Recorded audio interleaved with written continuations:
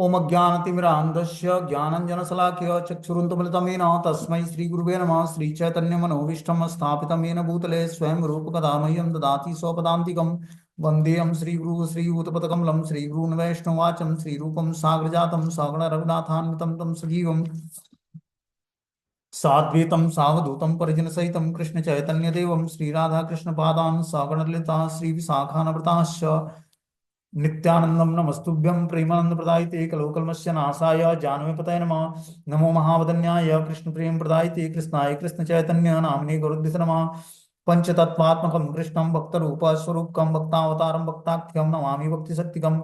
हे कृष्ण करुणा सिंधु दीनबंधु जगतपतये गोपेश गोपिका कांत राधा कांत नमस्तुते। तप्त कांचन गौरांगे श्री राधे वृंदावनेश्वरी वृषभानुसुते देवी प्रणमामि हरिप्रिये। वाञ्छाकल्पतरुभ्यश्च कृपा सिन्धुभ्येव च पतितानां पावनेभ्यो वैष्णवेभ्यो नमो नमः। जय श्री कृष्ण चैतन्य प्रभु नित्यानंद श्री अद्वैत गदाधर श्रीवासादि श्री गौर भक्तवृंद। हरे कृष्णा कृष्ण कृष्णा हरे हरे, हरे राम राम राम हरे हरे। तो इसमें आज हम लोग को देवी तथा आसुरी स्वभाव, श्लोक संख्या 5 और अध्याय संख्या 16 ये पढ़ना है। बोलते हैं दैवी संपदि मोक्षाय निर्बंध्या आसुरी मता माँ श्रुतम संपदम दैवी मविजातो असि पांडव। दिव्य गुण मोक्ष के अनुकूल है और आसुरी गुण बंधन दिलाने के लिए है। हे पांडुपुत्र, तुम चिंता मत करो क्योंकि तुम दैवी गुणों से युक्त होकर जन्म लिए हो। बताते हैं यहाँ पर कि दिव्य गुण जो है मोक्ष के अनुकूल है। जो दिव्य गुण होता है वो व्यक्ति को मोक्ष प्रदान करता है, मुक्ति प्रदान करता है। और आसुरी गुण जो होता है वो बंधन दिलाने वाला होता है। जो आसुरी गुणों को अडॉप्ट करता है वो बंधन में होता है। हे पांडुपुत्र, तुम चिंता मत करो क्योंकि तुम तो दैवी गुणों से युक्त होकर प्रकट हुए हो, जन्म लिए हो। बोलते हैं भगवान कृष्ण अर्जुन को यह कहकर प्रोत्साहित करते हैं कि वह आसुरी गुणों के साथ नहीं जन्मा है। युद्ध में उसका सम्मिलित होना आसुरी नहीं है क्योंकि वह उसके गुण दोषों पर विचार कर रहा है कर रहे थे। वह यह विचार कर रहे थे कि भीष्म तथा द्रोण जैसे प्रतिष्ठित महापुरुष का वध किया जाए या नहीं। अतएव वह न तो क्रोध के वशीभूत होकर कार्य कर रहा था, न झूठी प्रतिष्ठा या निष्ठुरता के अधीन होकर। अतएव वह आसुरी स्वभाव वाला नहीं था। तो हम देखते हैं कि जो है बोलते हैं भगवान कृष्ण अर्जुन को यह कहकर प्रोत्साहित करते हैं कि वह आसुरी गुणों के साथ नहीं जन्मा है। भगवान कृष्ण ने अर्जुन को बताया कि तुम्हारा जो लक्षण है वो आसुरी नहीं है। तुम जिस गुणों को धारण करके जन्मे हो वो दैव गुण है, सारे दैविक गुण है। युद्ध में उसका सम्मिलित होना आसुरी नहीं है क्योंकि वह उसके गुण दोषों पर विचार कर रहा था। अर्जुन का स्वाभाविक नेचर था, भगवान का भक्त होने के कारण वो अगले व्यक्ति के गुण और दोषों पर विचार कर रहा था और यह विचार कर रहा था कि भीष्म तथा द्रोण जैसे प्रतिष्ठित महापुरुष का वध किया जाए या नहीं किया जाए। और वह न तो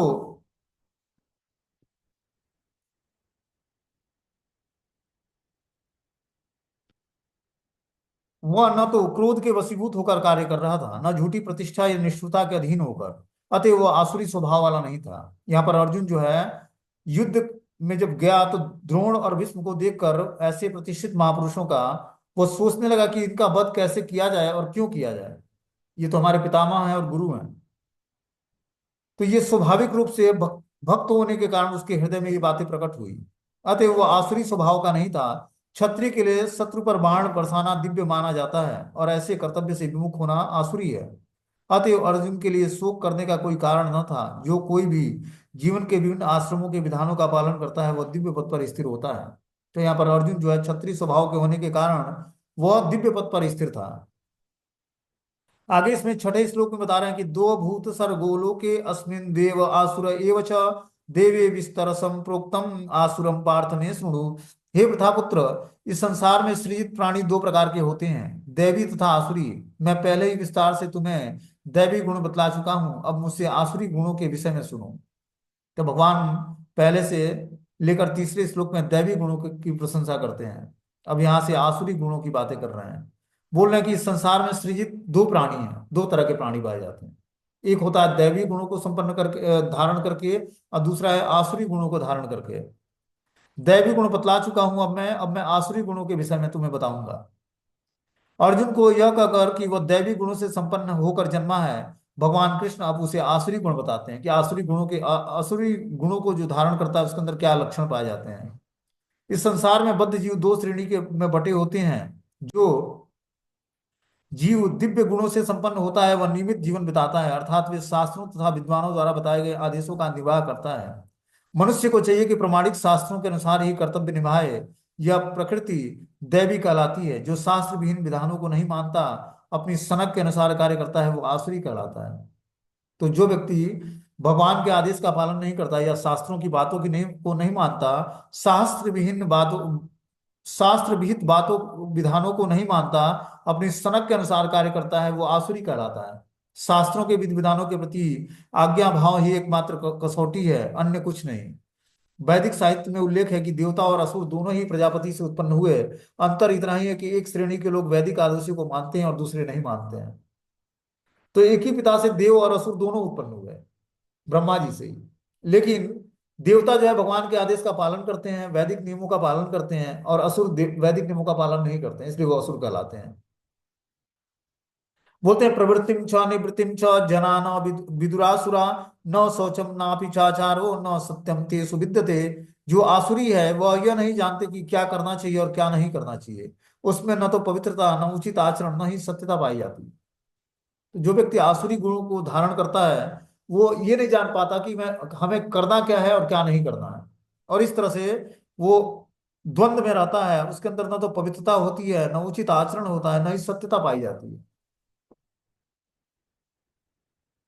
बोलते हैं सभ्य प्रत्येक सभ्य मानव समाज में कुछ आचार संहिताएं होती हैं जिनका प्रारंभ से ही पालन करना होता है।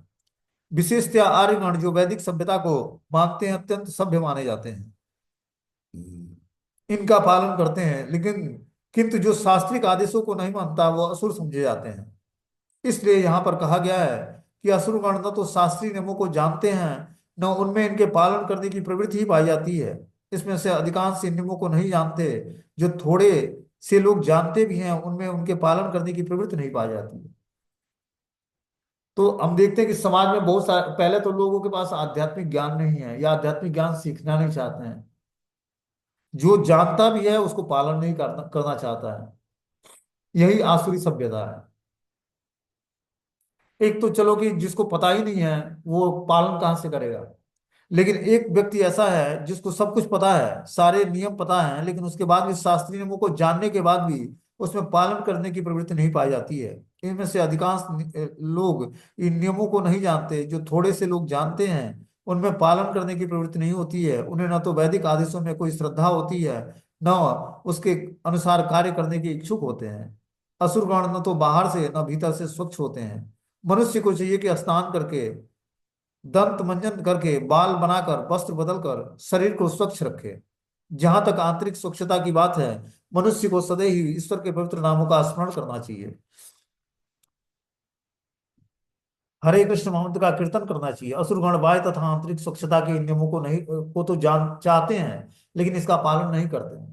तो हम देखते हैं कि जो है, और जो हमें आंतरिक और बाह्य स्वच्छता चाहिए, तो आंतरिक स्वच्छता के लिए भगवान के पवित्र नाम का श्रवण और कीर्तन, और बाह्य स्वच्छता के लिए स्नान करना, दंत धावन करना, और शरीर को सुरक्षित रखना, ये सब आवश्यक है। तब जाकर हम अंदर और बाहर से पवित्र रह पाएंगे। जहां तक आचरण की बात है, मानव आचरण का मार्गदर्शन करने वाले अनेक विधि विधान हैं। जैसे मनु संहिता में मानव जाति का अधिनियम दिया हुआ है। यहाँ तक कि आज भी सारे हिंदू मनु संहिता के अनुसार अनुगमन करते हैं। इसी ग्रंथ के उत्तराधिकार तथा अन्य विधि संबंधी बातें ग्रहण की जाती हैं। मनु संहिता में स्पष्ट कहा गया है कि स्त्री को स्वतंत्रता न प्रदान की जाए। इसका अर्थ यह नहीं होता कि स्त्रियों को दासी बनाकर रखा जाए। वे तो बालक के समान होती हैं, बालकों को स्वतंत्रता नहीं दी जाती। लेकिन इसका अर्थ यह नहीं है कि वे दास बनाकर रखे जाते हैं। लेकिन असुरों ने ऐसे आदेशों की उपेक्षा कर दी। वे सोचने लगे कि स्त्रियों को पुरुषों के समान ही स्वतंत्रता प्रदान की जाए, लेकिन इससे संसार में सामाजिक स्थिति में सुधार नहीं हुआ है। वास्तव में स्त्री को जीवन की प्रत्येक अवस्था में सुरक्षा प्रदान की जानी चाहिए। तो मनु संहिता में नियम है कि माताओं को, जो स्त्रियां होती हैं, उनको हर सिचुएशंस में उनको प्रोटेक्शन चाहिए, जो है सुरक्षा चाहिए। लेकिन जो आजकल आसुरी सभ्यता है उसमें पुरुषों के समान ही स्त्रियों को भी जो है अधिकार प्रदान किया जा रहा है। इस कारण से समाज में करप्शन बढ़ता जा रहा है। बोल रहे हैं कि उसे बाल्यकाल में पिता द्वारा संरक्षित होना चाहिए, तारुण्य अवस्था में पति के द्वारा, और बुढ़ापे में बड़े पुत्र के द्वारा संरक्षित होना चाहिए। यही मनुष्य संहिता के अनुसार उचित सामाजिक आचरण है। लेकिन आधुनिक शिक्षा में नारी जीवन का एक अतिरंजित अहंकार पूर्ण बोध उत्पन्न कर दिया है। अतएव अब विवाह एक कल्पना बन चुकी है। स्त्री की नैतिक स्थिति भी अब बहुत अच्छी नहीं रही है। अतः असुरगण कोई ऐसा उपदेश ग्रहण नहीं करते जो समाज के लिए अच्छा हो। चूंकि वे महर्षियों के अनुभव तथा उनके द्वारा निर्धारित विधि विधानों का पालन नहीं करते, अतएव आसुरी लोगों को सामाजिक स्थिति अत्यंत सोचनीय होती है। तो जो आसुरी व्यक्ति होता है वो वैदिक नियमों को जानता भी है तो पालन नहीं करता है। ठीक है ना। और इस तरह से जो बता रहे हैं कि स्त्रियों को जो प्रॉपर सुरक्षा चाहिए, ये आसुरी वातावरण में उन्होंने स्त्रियों को स्वतंत्रता प्रदान कर दी है। और इस कारण से जो है समाज में जो है बहुत सारा करप्शन हो रहा है। आगे बताना कि असत्यम प्रतिष्ठम ते जगद्याहुरनीश्वर अपरस्परम संभूत किमन्य काम हेतुकम। वे कहते हैं कि यह जगत मिथ्या है, इसका कोई आधार नहीं है, इसका नियमन किसी ईश्वर द्वारा नहीं होता है। उनका कहना है कि यह काम इच्छा से उत्पन्न होता है और काम के अतिरिक्त कोई अन्य कारण नहीं है। तो असुरों का यह मानना होता है कि यह जगत मिथ्या है, इसका कोई आधार नहीं है, इसका कोई नियमन किसी ईश्वर द्वारा नहीं होता है। उनका कहना है कि यह काम इच्छा से उत्पन्न होता है और काम के अतिरिक्त कोई अन्य कारण नहीं है।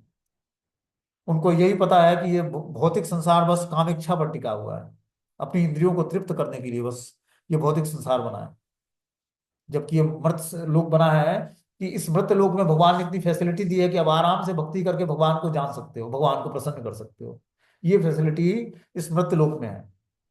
स्वर्ग में अथाह सुख है, सुरा और सुंदरियों के बीच में भगवान की भक्ति नहीं होती है। लेकिन इस मृत लोक में भगवान ने ऐसी सुविधा दी है कि यहाँ पर व्यक्ति भक्ति करके और भगवान को प्राप्त कर सकता है, भगवत प्राप्ति कर सकता है, खासकर भारत भूमि में। लेकिन आसुरी लोग इस जगत को मिथ्या मानते हैं, बोलते हैं इसका कोई आधार नहीं है, यह ईश्वर द्वारा नहीं, इसका नियमन ईश्वर द्वारा नहीं हुआ है। उनका कहना है कि ये कामेच्छा से उत्पन्न हुआ है ये संसार, कि बस कामेच्छाओं को तृप्त करने के लिए संसार बना है। आखिरी लोग यह निष्कर्ष निकालते हैं कि यह जगत माया जाल है, इसका न तो कोई कारण है, न कार्य, न नियामक, न कोई प्रयोजन, यह वस्तु मिथ्या है। तो जो आसुरी सभ्यता के लोग हैं वो इस जगत को मिथ्या माया जाल मानते हैं। इसका न तो कोई कारण है, न कार्य, न नियामक, न कोई प्रयोजन है इस संसार का। उनका कहना है कि यह दृश्य जगत आकस्मिक भौतिक क्रिया तथा प्रतिक्रियाओं के कारण है। वे ये नहीं सोचते कि ईश्वर ने किसी प्रयोजन से इस संसार की रचना की है। उनका अपना सिद्धांत है, यह संसार अपने आप उत्पन्न हुआ है और यह विश्वास करने का कोई कारण नहीं है, इसके पीछे कोई ईश्वर का हाथ नहीं है। उनका यह मानना होता है जो आसुरी लोग हैं। उनके लिए आत्मा तथा पदार्थ में कोई अंतर नहीं होता है, वे परम आत्मा को स्वीकार नहीं करते हैं। उनके लिए हर वस्तु पदार्थ मात्र है और यह पूरा जगत मानो अज्ञान का पिंड है। उनके अनुसार प्रत्येक वस्तु शून्य है और जो भी सृष्टि दिखाई पड़ती है वो केवल दृष्टि भ्रम के कारण है। वह इसे सच मान बैठते हैं। विभिन्नता से पूर्ण यह सारी दृष्टि सृष्टि अज्ञान का प्रदर्शन है। जिस प्रकार स्वप्न में हम ऐसी अनेक वस्तुओं की सृष्टि कर सकते हैं जिसका वास्तव में कोई अस्तित्व नहीं है, अतएव जब हम जाग जाते हैं तो देखते हैं कि सब कुछ स्वप्न मात्र था। लेकिन वास्तव में यद्यपि असुर यह कहते हैं कि जीवन सब स्वप्न है, लेकिन वे इस स्वप्न को भोगने में बड़े ही कुशल होते हैं। तो असुरों की यह मान्यता होती है कि जगत मिथ्या है, ठीक है ना। यहाँ पर बस इंद्रिय तृप्ति के लिए जगत बना हुआ है, इसका भगवान से कुछ लेना देना नहीं है, आत्मा तथा पदार्थ में कोई अंतर नहीं है, यह पूरा जगत मानो अज्ञान का पिंड है। उनको ये लगता है। लेकिन हम लोग देखते हैं कि जो सभ्य व्यक्ति है, जो भगवान की भक्ति को अपनाता है, कृष्ण भावनामृत के रास्ते पर चलता है, इस भौतिक संसार में रहते हुए भी अपनी चेतना को आध्यात्मिक प्लेटफॉर्म पर स्थिर करता है। और उसके लिए भौतिक संसार ही आध्यात्मिक बन जाता है धीरे धीरे। जैसे अपने मन और बुद्धि को भगवान की सेवा में लगाता है, वैसे ही धीरे धीरे ये संसार उसको भक्ति के अनुकूल वातावरण देता है। और इस संसार में रहते हुए भी वो भक्ति करता है और संसार से पलायन करने के बाद भी भगवान के धाम चला जाता है। तो ऐसा नहीं कि भौतिक संसार बस इंद्रिय तृप्ति के लिए बनाया है। लेकिन असुरों की ये मेंटालिटी होती है कि भौतिक संसार भगवान ने भी नहीं बनाया है, ये अपने आप उत्पन्न हुआ है और बस इंद्रिय तृप्ति के लिए ये भौतिक संसार है। एता दृष्ट्वा वष्टव्यम नष्टा आत्मो अल्प बुद्धय प्रभवन् अनुप्रकर्माण छायाम जगतो अहिताम।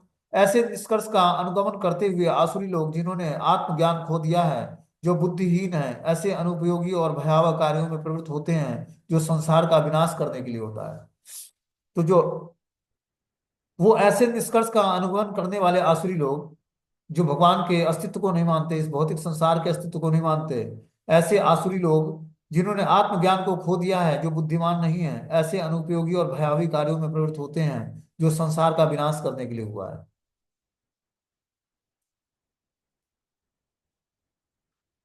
बोलते हैं आसुरी लोग ऐसे कार्यों में व्यस्त रहते हैं जिससे संसार का विनाश हो जाए।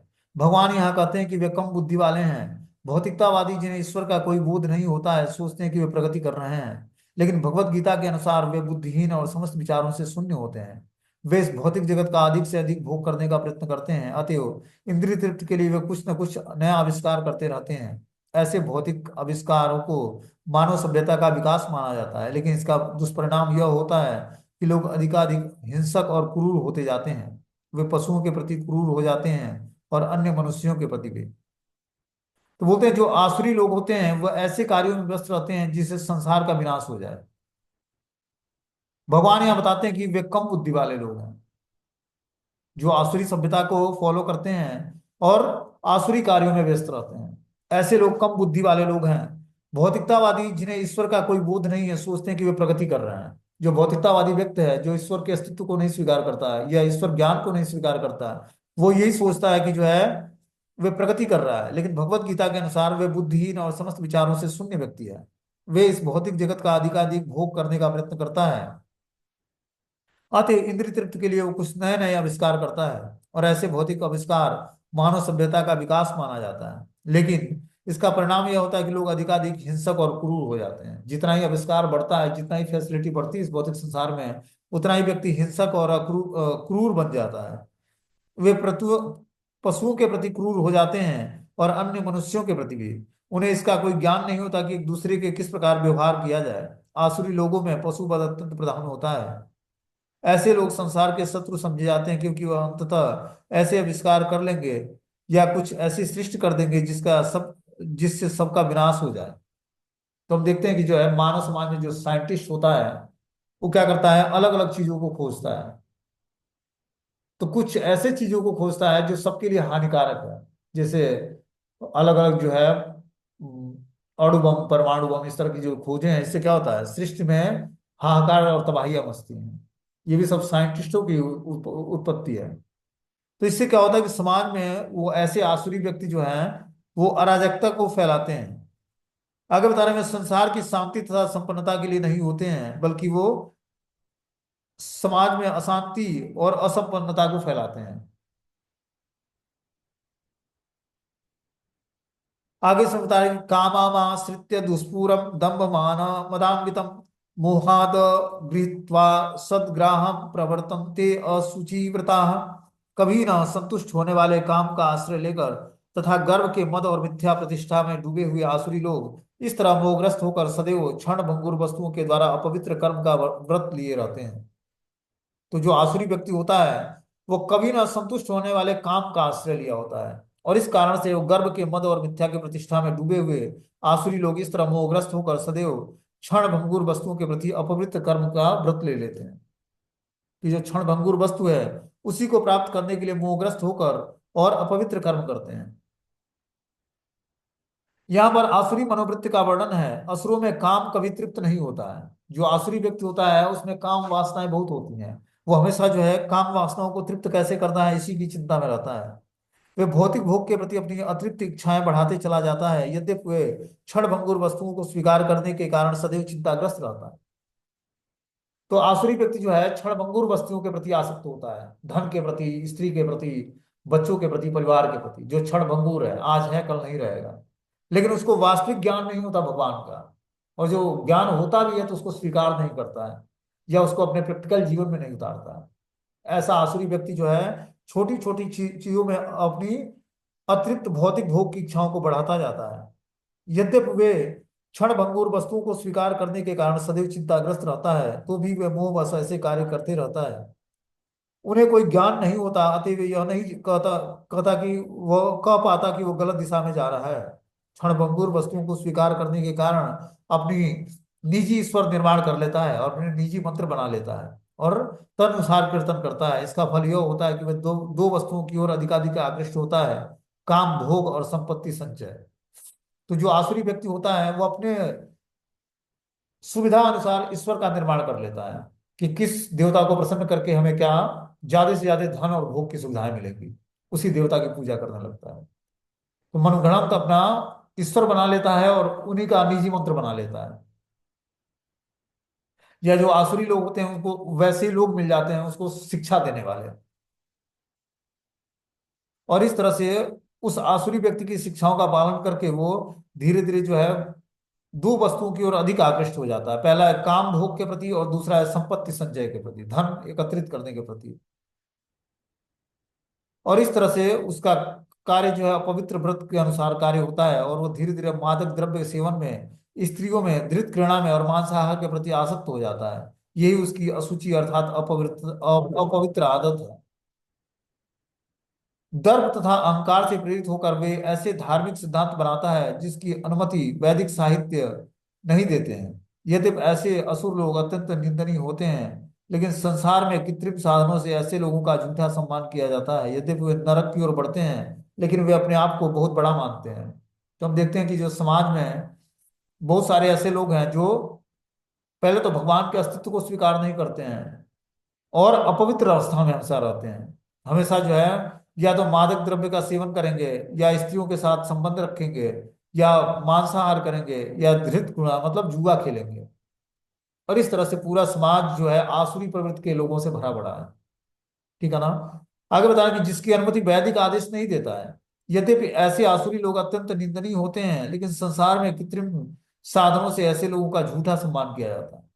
कि कृत्रिम साधनों से क्या किया जाता है, ऐसे आसुरी लोगों का एडवर्टाइजमेंट किया जाता है। यद्यपि वे नरक की ओर बढ़ते रहते हैं, लेकिन वे अपने अपने को बहुत बड़ा मानते हैं। इस तरह से जितना ही इस भौतिक संसार में व्यक्ति भोग करने का प्रयास करता है उतना ही और फंसता जाता है और उतना ही निकृष्ट योनि में चला जाता है। लेकिन जो आसुरी व्यक्ति होता है वो वैदिक आदेशों का पहले तो पालन नहीं करता और अत्यंत निंदनीय होता है। और संसार में कृत्रिम साधनों से ऐसे लोगों का झूठा सम्मान किया जाता है। आगे इसमें अगले श्लोक में बताना है कि चिंताम परिमेयाम च प्रलयाताम उपाश्रितम कामोपभोग परमाम एतावदीति निश्चिताम आशापाशते बद्धाम काम क्रोध परायणम ईहन्ते काम भोगार्थम मन्या एनार्थ संचयान। उनका विश्वास है कि इंद्रियों की तुष्टि ही मानव सभ्यता की मूल आवश्यकता है। इस प्रकार मरण काल तक उनको अपार चिंता होती रहती है। वे लाखों इच्छाओं के जाल में बंद कर तथा काम तथा क्रोध में लीन होकर इंद्रिय तृप्ति के लिए अवैध ढंग से धन संग्रह करते हैं। तो जो आसुरी व्यक्ति होता है उसका विश्वास इंद्रियों की तुष्टि हेतु मानव सभ्यता की मूल आवश्यकता क्या है।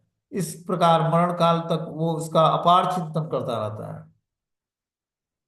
किस चीज का, कि इंद्रियों को तुष्ट कैसे करना है। और इस कारण से उसका विश्वास है कि इंद्रियों की तुष्टि ही मानव सभ्यता की मूल आवश्यकता है।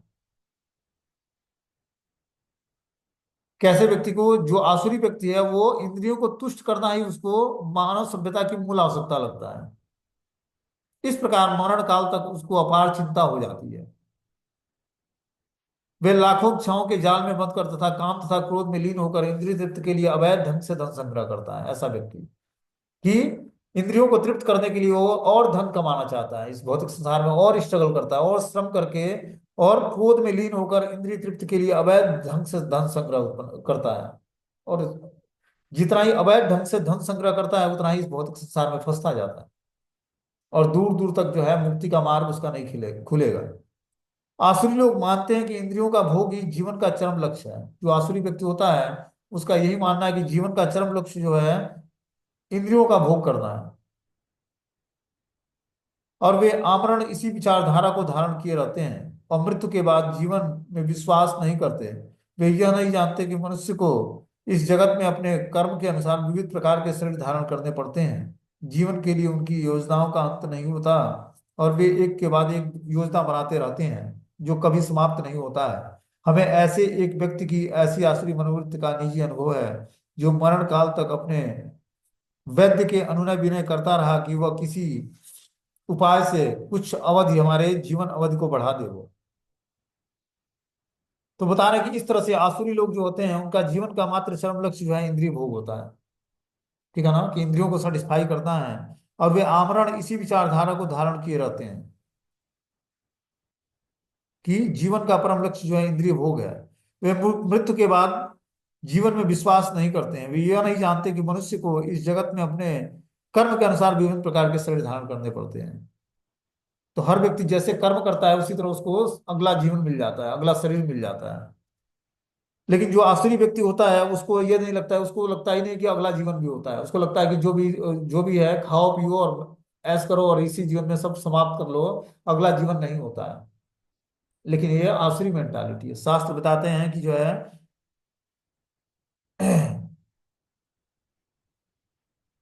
वे यह नहीं जानते कि मनुष्य को इस जगत में अपने कर्म के अनुसार विभिन्न प्रकार के शरीर धारण करने पड़ते हैं। जीवन के लिए उनकी योजनाओं का अंत नहीं होता है। वे एक के बाद एक अलग अलग योजनाएं बनाते हैं जो कभी समाप्त नहीं होती है। हमें ऐसे अनेक व्यक्तियों के आसुरी मनोवृत्तियों का निजी अनुभव है। तो इस तरह से जो है आसुरी लोग अपने जीवन की अनेक अनेक योजनाएं बनाते हैं, जीवन में अनेक योजनाएं बनाते हैं, उसको शुरू भी करते हैं। लेकिन आसुरी मनोवृत्ति होने के कारण वो धीरे धीरे जो है मरण काल तक अपने को वैद्य से अनुनय बिना करता करता हुआ रहता है। वह किसी तरह उसके जीवन की अवधि 4-5 वर्ष बढ़ा दे, क्योंकि उसकी योजना तभी भी अधूरी ही थी। ऐसे मूर्ख लोग यह नहीं जानते कि वैद्य क्षण भर में जीवन को नहीं बढ़ा सकता है। जब मृत्यु का बुलावा आ जाता है तो मनुष्य की इच्छाओं पर ध्यान नहीं दिया जाता है। प्रकृति के नियम किसी को निश्चित अवधि के आगे क्षण भर भी भोग नहीं सकती, अनुमति प्रदान नहीं करती है। तो इस तरह से बता रहे हैं कि जो सृष्टि है ये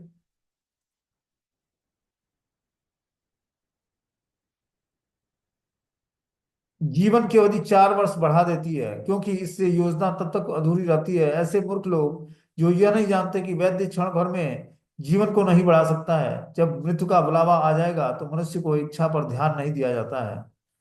तो बता रहे हैं यहाँ पर कि जो है मूर्ख लोग ये नहीं जानते कि वैद्य क्षण भर में ही जीवन को नहीं बढ़ा सकता है। जो व्यक्ति मृत्यु के कगार पर होता है तो क्या करते हैं लोग, उसको जो है चाहते हैं कि वैद्य कोई मिले जो इसकी कुछ दिनों तक और इसकी उम्र बढ़ा सके। लेकिन वैद्य ऐसा उम्र नहीं बढ़ा सकता है। बोलते हैं आसुरी मनुष्य जो ईश्वर या अपने अंतर में स्थित परमात्मा में श्रद्धा नहीं रखता, केवल इंद्रिय तृप्ति के लिए ही सभी प्रकार के कर्म प्राप्त करता है। वह नहीं जानता कि उसके हृदय में भीतर एक साक्षी बैठा है जो परमात्मा कहलाते हैं। और इस तरह से जो है वो व्यक्ति और जाकर और आसुरी लक्षणों को एडॉप्ट करता है और धीरे धीरे जो है ग्रहित जीवन में जाता है।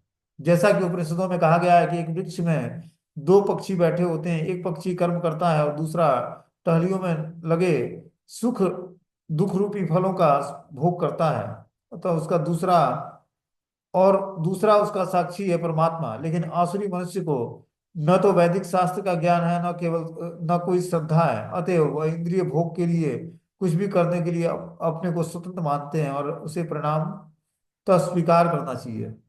अब वो उसे परिणाम की परवाह नहीं करते हैं, इसका वास्तव में परिणाम क्या निकलेगा। और इस तरह से जो है वो आसुरी लक्षणों को परवरिश देते हैं। आगे से बता रहे हैं कि इदम अज्ञम मया लब्धम इमं प्रापस्य मनोरथम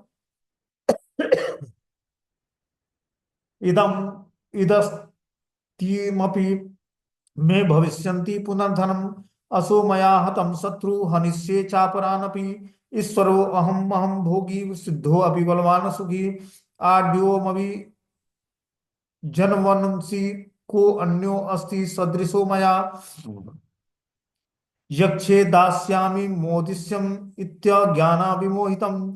आसुरी व्यक्ति सोचता है कि आज मेरे पास इतना धन है और अपनी योजना से मैं और अधिक धन कमाऊंगा। इस समय मेरे पास इतना है किंतु भविष्य में यह बढ़कर और अधिक हो जाएगा।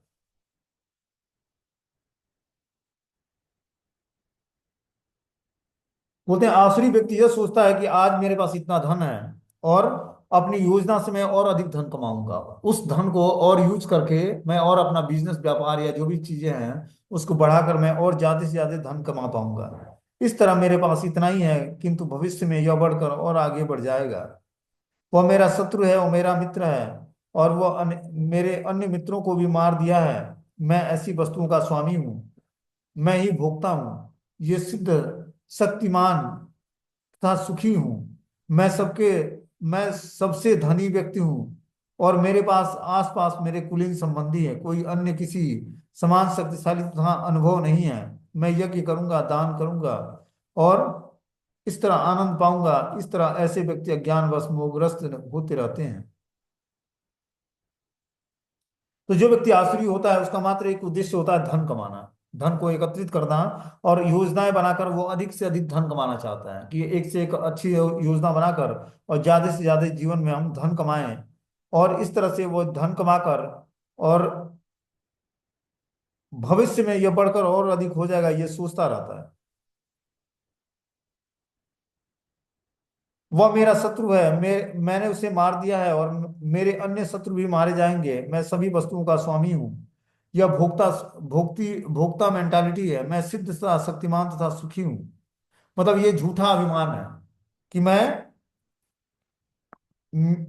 वह मेरा शत्रु है, मेरे पास मैंने उसे मार दिया है, और अन्य शत्रु भी मारे जाएंगे। मैं सभी वस्तुओं का स्वामी हूँ। ये स्वामित्व की भावना जब व्यक्ति के अंदर उत्पन्न होती है तो उसके अंदर ये स्वाभाविक रूप से जो है आसुरी लक्षण पाए जाते हैं।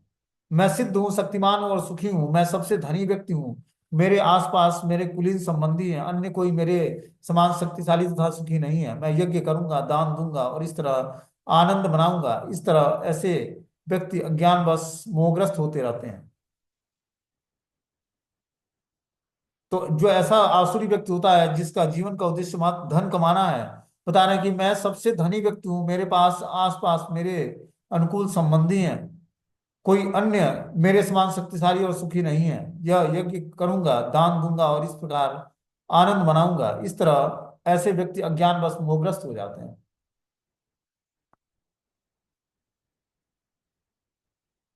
आगे से बता रहे कि अनेक चित्त विभ्रांता मोह जाल समावृतम और सत्ताम काम भोगेषु पतंती नरके असुचो।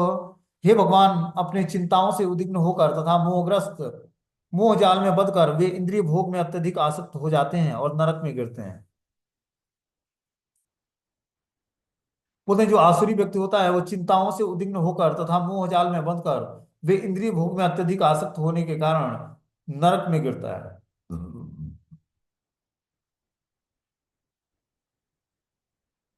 बोलते हैं आसुरी व्यक्ति धन अर्जित करने की इच्छा की कोई सीमा नहीं होती है। जो आसुरी व्यक्ति होता है उसको कितना धन कमाना है इसकी कोई सीमा नहीं है। वो इनफाइनाइट धन चाहता है, अनंत धन चाहता है, और उसकी इच्छाएं असीम बनी रहती हैं। वह केवल यही सोचता रहता है कि उसके पास इस समय कितनी संपत्ति है, और ऐसी योजना बनाता है कि संपत्ति का संग्रह बढ़ता जाए। इसलिए वह किसी भी पापपूर्ण साधन को अपनाने में झिझकता नहीं है। अवैध तृप्ति के लिए कालाबाजारी करता है। वह पहले से ही अधिकृत संपत्ति यथा भूमि, परिवार, घर तथा बैंक पूंजी में मुक्त रहता है, और उसमें वृद्धि के लिए सदैव योजना बनाता रहता है। उसे अपने शक्ति पर ही विश्वास होता है। वह यह नहीं जानता कि मुझे उससे जो लाभ हो रहा है उसके उसके पूर्व जन्म के पुण्य कर्मों का फल है। उसे ऐसे वस्तुओं का संचय करने का अवसर इसलिए दिया मिला है, लेकिन उसे पूर्व जन्म के कारणों का कोई बोध नहीं होता है। वह यह नहीं सोचता कि सारी संपत्ति उसके निजी उद्योग के लिए नहीं है। आसुरी व्यक्ति अपने वाय बल पर विश्वास करता है, कर्म के नियम पर नहीं। बोलते हैं कि जो है आसुरी व्यक्ति अपने मनगढ़ंत नियम बनाता है, लेकिन जो कृष्ण भावना भावित है, जो मुक्ति का प्रयास कर रहा है, वो जो है शास्त्रों की बातों को ही स्वीकार करता है। बोलते हैं कि जो आसुरी व्यक्ति होता है वह अपने पूर्व जन्म के पुण्य कर्मों का फल भोग रहा होता है। उसे ऐसे वस्तुओं का संचय करने का अवसर दिया इसलिए मिला, लेकिन उसे पूर्व जन्म के कारणों का कोई बोध नहीं होता है। तो जो आसुरी व्यक्ति होता है वो पूर्व जन्म के कारणों का कोई बोध नहीं होता है कि इस कारण से मैं इस पर्टिकुलर इस मनुष्य जीवन में आया हूँ, और इस कारण से मैं कि भगवान के अस्तित्व को स्वीकार नहीं कर रहा हूँ, उसको ये भी नहीं पता होता। जो आसुरी व्यक्ति होता है, क्योंकि भगवान के अस्तित्व को ही स्वीकार नहीं करता वो, कि भगवान का कोई स्वरूप भी है। वो तो समझता है भगवान निराकार है, जिनका कोई जीता जागता आरोप मतलब स- भगवान निराकार है जिनका कोई स्वरूप नहीं है। वो मायावादियों का ये मानना होता है, या निर्विशेषवादियों का।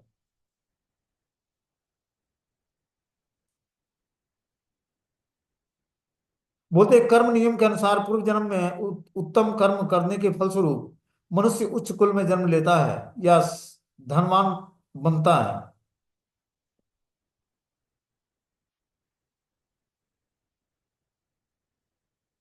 बोलते हैं, कर्म के नियम के अनुसार पूर्व जन्म में उत्तम कर्म करने के फलस्वरूप मनुष्य उच्च कुल में जन्म लेता है। कि पिछले जीवन में जो वो उच्च कर्म किया रहेगा, तब जाकर इस जीवन में जो है भगवान की भक्ति में जुड़ेगा या भगवान के लिए प्रसन्नता के लिए कार्य करेगा, हर कार्य।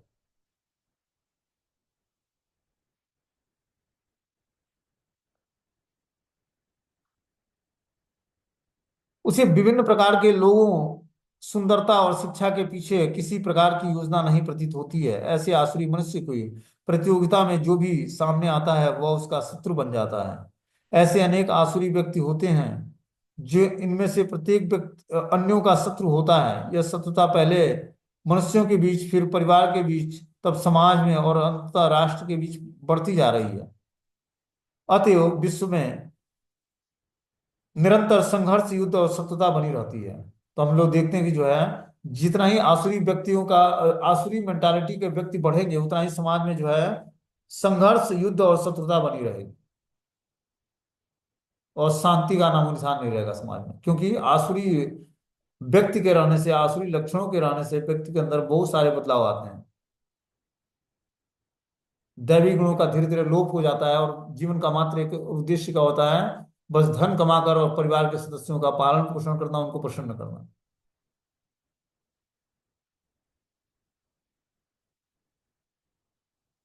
यह शत्रुता पहले मनुष्यों के बीच में, फिर परिवार के बीच, तब समाज के बीच और अंततः राष्ट्रों के बीच में बढ़ती जाती है। अतः विश्व भर में निरंतर संघर्ष, युद्ध था।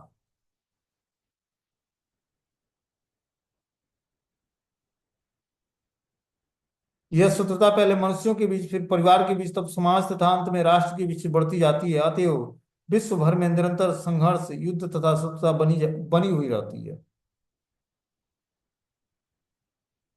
तो इस तरह से जो आसुरी व्यक्ति होता है, वो निरंतर इस भौतिक संसार में संघर्ष करता है, किस लिए? धन कमाने के लिए। और युद्ध करता है और शत्रुता बनाता है कि ये पक्ष हमारा शत्रु है और ये पक्ष हमारा मित्र है। और इस तरह से जो है वो अपने जीवन को जो है नरक तुल्य बना लेता है, आसुरी लक्षणों को धारण करके। ठीक है ना? बाकी जो है 17वां श्लोक है, उसको हम लोग अगले क्लास में सुनेंगे।